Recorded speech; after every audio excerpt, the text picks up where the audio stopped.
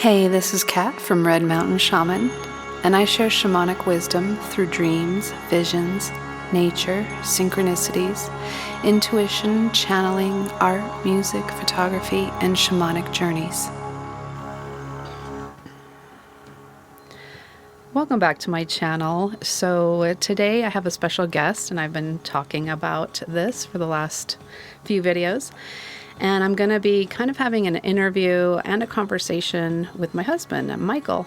And we wanted to talk a little bit on this first episode together about how we met kind of through shamanism. And so the first thing I wanted to do was to ask Michael what kind of a situation were you in to where you wanted to even go visit a shaman and have a shamanic session with somebody? Well, I was in therapy, one of the many times I've been to therapy in my life, and the therapist kept talking about a friend of hers that I think really influenced her, and his name was Robert Lester. And she kept saying, over the course of time, I think you'd really get a lot from meeting with him and having a session with him. So I did, and we met in Seattle where we were living at the time, and I think he lived about an hour and a half north of there, and he was the first white man to be brought into this Native American tribe and had been initiated and had studied with the grandmother of this tribe, and I don't remember the name of the tribe, but he had spent many years working with her, and he was at that time probably approaching 70 or so, and he just seemed to be a really wise guy, and I got a lot from him. So what kind of situation were you in to where, I guess my question was, where were you at in life, and what kind of corrections were you looking to make in your life? What was the purpose of the session? Yeah, I was pretty lost. And it was helpful that he was a musician himself. He was a drummer. And for me, part of my being lost was not feeling fulfilled in the musical realm. There's our cat, one of our mini cats. They always love to come in the room when we're doing these. Yeah. So I just wasn't feeling very fulfilled, and I was wanting to start my own music project, and I didn't really know where to begin. I was feeling pretty ungrounded, I guess I would say, with that. And so he helped me be able to map out a little bit through the intentions board, and like a visualization sort of way of saying, what is it that you want, and then breaking down each thing, what does that person look like? Is it male or female? Can you visualize this person? What is the sound? What instruments are going to be in it? Right. Every little thing to sort of break it down to make it not vague and not broad, but to be very specific, and to set an intention on that, almost even kind of hear it in your head. He opened up my third eye,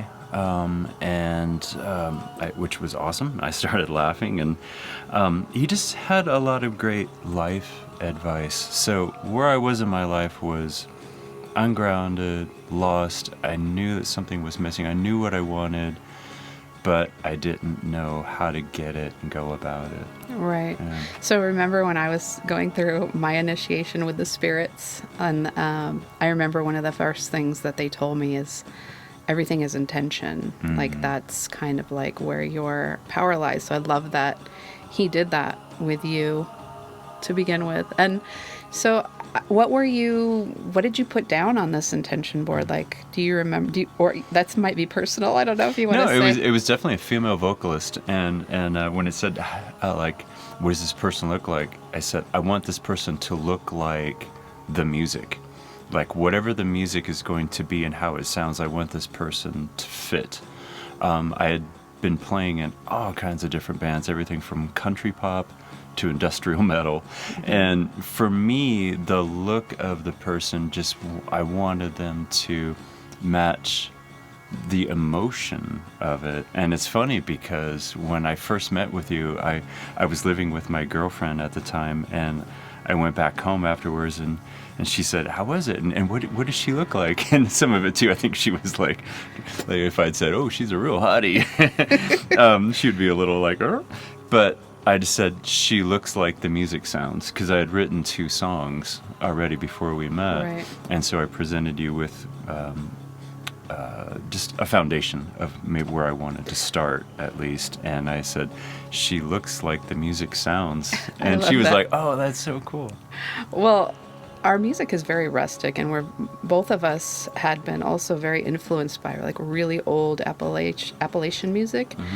And we kind of put our own spin on that with some rock and dark folk and different kinds of influences in our music. But I think both of us probably had past lives in Appalachia or something, because that always seems to kind of come through in some way or another in our music. And so, and I know when your best friend came and visited us, he said, "Oh my gosh, your house looks like your music sounds too." yeah, very rustic. So yeah, we're very, very old timey, but yet with a modern spin, you know. So Yeah. Well, and both sides of my family, on my mom's side and my dad's side, they had came and settled in back down through the Shenandoah Valley into Virginia for a minute, and then down into North Carolina, where they stayed for about 100 years before they started moving further west, where I was born in Southern Illinois. So, and you still Yeah. have relatives in some of those areas. Tennessee, Yeah. a lot of them had settled in Tennessee. And for me, it's pretty interesting too, because like before we even met, we had a lot of the same influences with music and love of that old time kind of, you know, the old ballads and stuff from the 1800s and earlier. And I remember for me, one of my term papers was about Appalachia. And then I remember I saw that movie, The Songcatcher. And after I saw that movie, it even instilled in me more like, I connect with this culture and with this music so deeply. I mean, it's not Yeah. that was the most amazing movie, but it was really a pivotal moment for me, and I knew that I wanted that influence in my music. Yeah, and the thing that we're talking about here too is pre-bluegrass Appalachian music. So in other words, music that was coming from the Scots-Irish and the English murder ballads and all that kind of stuff. The stuff that was slower, often minor keyed, very yearning. And when I first heard that music, I felt it move my spirit. Yeah, And it like touched my soul so deeply. Yeah, it's And- very melancholy. And that is something that I wanted to address too with you, is going back to visiting with the shaman and Robert Lester, was that it also made me realize even more so what a connection that what music meant for me. It was the liaison between my spirituality with the higher realm, with God, with whatever it may be called. That music was the conduit that helped me to get there through that. That was my religious practice without even really being I too feel like conscious of it. that's almost like the way that you channel is through creating like these beautiful backdrops 10 for years me to sing over. Yeah, 10 years before meeting with him, I had a friend. We were driving around Seattle, and she had been doing like stuff in Wicca, and I was just saying like I feel very lost. I feel like I don't have a connection to spirituality. I feel very confused about it. I don't know where to go.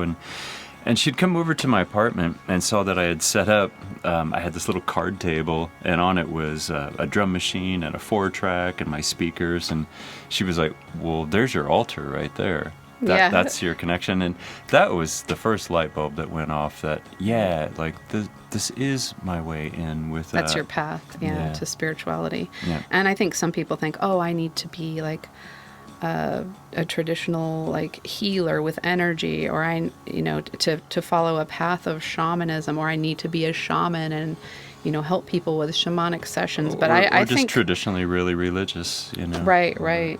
But I really think that you can incorporate the principles of shamanism or any spirituality through your purpose in life, through your passions. So I next wanted to talk about where both of us were when we actually did finally meet. So how long was it after you had this session, the shamanic session, that that intention that you put out actually came to fruition and we actually did meet? We met really quickly afterwards because I was inspired, and I took a weekend and I went to North Bend, Washington, outside of Seattle. So this was probably about 2 or 3 weeks after I met with the shaman. And I had just also seen a film called Searching for the Wrong-Eyed Jesus with the singer-songwriter Jim White. And I was really, really moved by that. And so I wanted to find a small town to go write in that reminded me of my upbringing. And I found this town, just, 15 miles outside of Seattle, and went there, got a hotel room. This was a town where they filmed a lot of parts to the movie, or to the TV show Twin Peaks as well. Yeah. And I got a hotel room, and I wrote about 4 songs, 2 of which that I felt would be a good starting point for what I wanted to do. And as soon as I came back, I embellished them a little bit more with like a little bit of drumming and a little bit of things that I could add to it, but it was all pretty live little demo recording. And I put an ad up on Craigslist, of all things, to try to find a singer. Right. Yeah. And so I remember, like, I had a small toddler at home at the time, and I was thinking, oh, it's, probably too late for me to do music. Now I'm just into motherhood. But for some reason, I remember one day I went on Craigslist, and it happened to be the same week that you put your ad out. And I never went on there for music. I was just kind of, being a mom, and I was doing some visual art and stuff like that. But, and then what happened? We met that first time. Oh no, we made the connection, but we never met. What, I don't remember. Do you remember what happened? Yeah. No, we did meet up. I came over to you and your husband, your current husband at the time, or not current, but your former husband's place, house, and I met Eli for the first time, who became my stepson later. But yeah, we met and kind of talked a little bit. You guys were watching a Western with Tommy Lee Jones and Kate Blanchett in it. It's a Ron Howard film. I can't think of the name of it, but I loved that movie, and we were talking about the movie a little bit.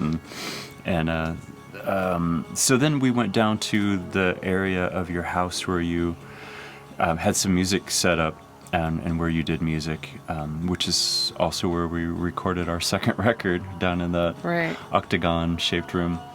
And I had already sent you the 2 songs via email, and so you guys had already heard those 2 songs, and you liked it, and so we'd set up to go. And so we kind of just played through the songs, and I just had my acoustic, and we played, and you were wanting me to do the lead vocal, and you were kind of singing background to it, and I was like, oh no, you're going to be the lead vocalist. I'm not going to be the singer.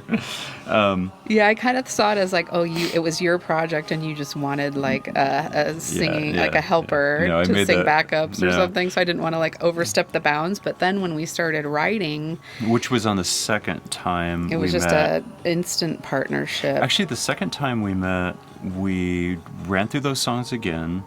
You knew them better, so you sang them. And then you introduced me to one of your songs, which was Devour Me, I think, or The Devil Song, one of those 2 songs. And then the third time we got together, I had learned that song, whichever one it was, and we kind of played through that. And then we wrote, on that, I started playing some chords that I'd been messing with. You started singing something, just ad-lib, and that turned into Fire in the Field. Right. And this was before everybody had cell phones, and we went and grabbed a landline and recorded it into the phone, the receiver, and so I could capture it like on my voicemail. Right. And I guess, no, I did have a cell phone because I pulled over on the way home and listened to it. So, but you didn't have a cell phone or one down there, so we grabbed this landline and recorded it. And then later your nephews he brought one of our CDs to school, and the teacher wouldn't let him play it because the title said Devil Song. Devil Song, yeah. But it was really about like how the devil is so deceptive and sneaky in the song. He forgot to bring some show and tell, and he remembered that in his backpack he had our CD, and he brought it out, and he wanted to pass it around, but the teacher saw the listing of the song, Devil Song. He was like, "Oh, that's evil. I don't think that's appropriate." So I want to go back and talk about, we had a missed connection. I remember that we met and then we didn't like connect because I saw your ad twice. So the first time we connected. The first time was over a year before then. I had put an ad out. I was still lost. I was having some songs in my mind that were going a certain way, and I wasn't sure. So I thought, maybe if I put an ad out for a singer, that could sort of... And I found somebody that could help confirm maybe what I want to do and write some stuff with this person. So I put an ad out, really not knowing what I wanted to do. And you had answered that one, and you had sent me the what you were doing at the time. It was with a band called Blackwood Hymnal. It was a live radio recording. And I listened to it, and I was like, wow, this is beautiful. But it wasn't what I thought where I was going at that time. And so... And that was another thing, that Robert Lester going to see the Shaman, it really helped me realize what it was that I wanted to do.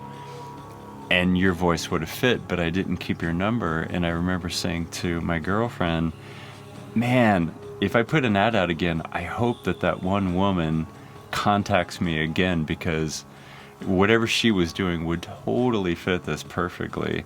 Yeah, it's almost like the universe wasn't ready for us to like come together quite yet. Like we had a little bit more developing to do with our style and stuff before we got together. That's kind of what it felt like to me, because I never went on Craigslist. And then the second time I happened to go on there, I hadn't been on there again that whole time, and I went on there again, and there your ad was there again.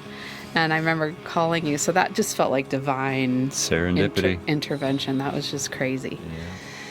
So I also wanted to talk about like that we were both in relationships when you and I met. Mm-hmm. So what was your situation?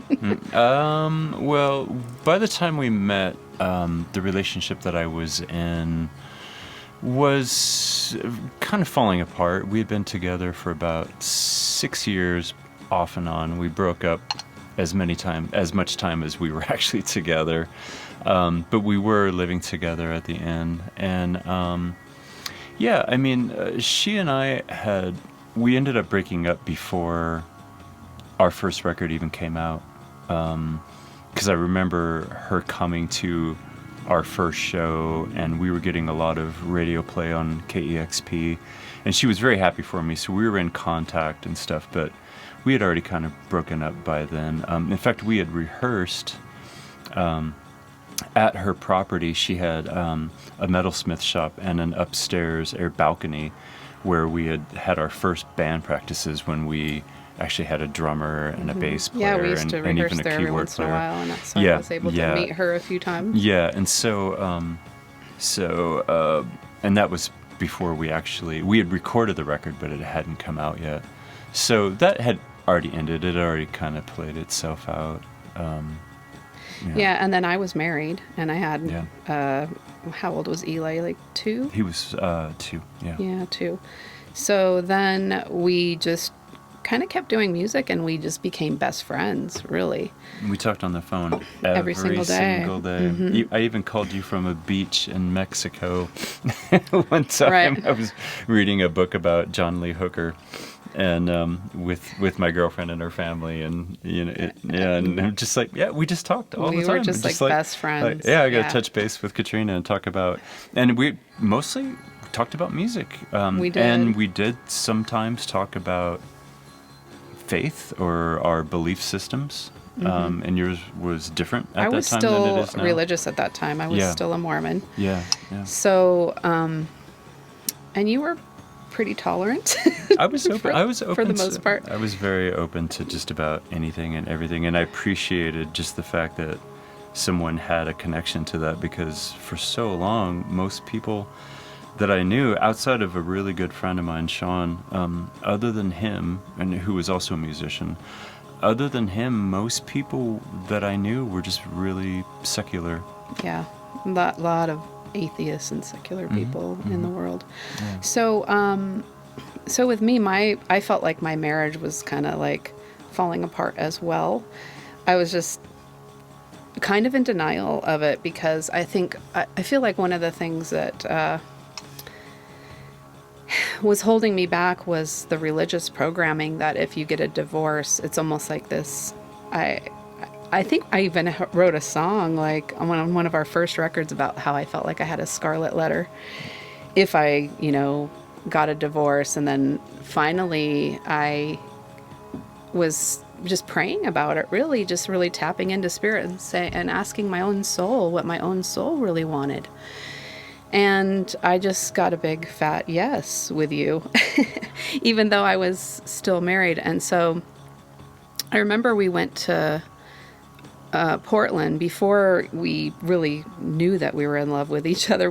Before we said anything. We had a show in Portland. And we had a show there, and actually my ex-husband set up that show, and we did have to stay the night there. It was just too far to drive back. And he actually booked the hotel room for us. It was like, 2 beds. It was like the universe was just like pushing us together. And I think he was pushing us together. And I think he said something to you like only our religion was kind of holding us together. Yeah, because he and I were friends too, and we still are. He's a great guy. Yeah, it's just nothing bad about him. It was just like mismatch. But I do think that the universe brings people into our life that, for whatever reason, we need to learn something from. And I think it's very much a program that it's this shame program to get a divorce, because had you not, you were also married before that twice. So had you not gotten your divorces, and had I not gotten a divorce, you and I, soulmates who are like perfectly matched up. And I mean, we just are like two peas in a pod. Like, we wouldn't be together right now. Yeah, so I really, it's not that I think divorce is a great thing. No, like if you do have a good thing with somebody, and everybody has problems, and I think it's great to try to work out those problems. But if you know in your heart that it's played itself out and you've learned what you need to learn from that relationship, I think that we need to get over this divorce shame programming. Because thank God that we overcame that and listened to our own souls, so that we kind of honored our own passions and desires and what we knew was good for us, Yeah, I mean, it sounds funny coming from me that I'm not promoting divorce by any means, but I've seen so many deeply unhappy people engaged in this communion together that is not fulfilling for either one of them. Right. And I had been through it, like you said, twice before. My first marriage, I was really young, and after about 5 years, we grew apart to where we barely even knew each other, and we both agreed that it would be the best thing. And the second one was just a very drug and alcohol fueled relationship that was turbulent and should never have even started from the beginning. And I think it was me feeling very alone, and her feeling probably very alone too. So two very alone people connecting. But marriage should have never entered into that. And had I stayed in that, it would have been self-destructive for me, right. and probably for her too. So sometimes you got to do what you got to do and not beat yourself up for it. But don't try not to get into circumstances that you know. Yeah, listen to your own soul in the first place. Yeah, Yeah, I just made a post about that yesterday. Yeah. Like, before you actually even have an encounter, even a sexual encounter with somebody, like, ask your own soul, like, is this person, do I want to have a profound exchange of energy with this person, or is this going to kind of like end up in pain, you know? Like, yeah, and I think a lot of people don't even ask themselves. Especially when you're young, you know, and, you know, here we are, you know, old and wise. Not really, but old anyway, but you're the wise one. But it's, it's just something you have to go through, you know. Right. And I also wanted to say that my ex-husband is so much better matched as well. Like, he met somebody pretty quickly after our divorce, and they are they have a great relationship. Yeah, they're a good team. They're so much better matched than he and I were, but I got my son out of it. And, you know, like I said, I think each relationship is maybe our soul wanting to learn something, even if it's learning what we don't align with, so that we know for the next relationship what we do want. So I think we can wrap this up now. We just wanted to touch on this because I think a lot of people are kind of going through a lot of shifts and changes right now as the earth and the energy is transitioning. I think people are transitioning as well in their own lives. So I just wanted to put our story out there to hopefully it can inspire somebody else, that if you're on the fence about something, to really like go within and ask your own soul, you know, what is it that you really want out of life, and to remember how powerful you are and that your intentions are your power. So if you enjoyed this content, please don't forget to press the like button and subscribe. And we put out these videos every Sunday. He's patting the kitty. We always had the cats, I think, feel the energy, and so they come in here and say hi when we're doing videos. So, yeah, and if you would like to have your own shamanic session, please go to redmountainshaman.com to learn more. And we will be making a new video next Sunday. Take care. Sending you all love.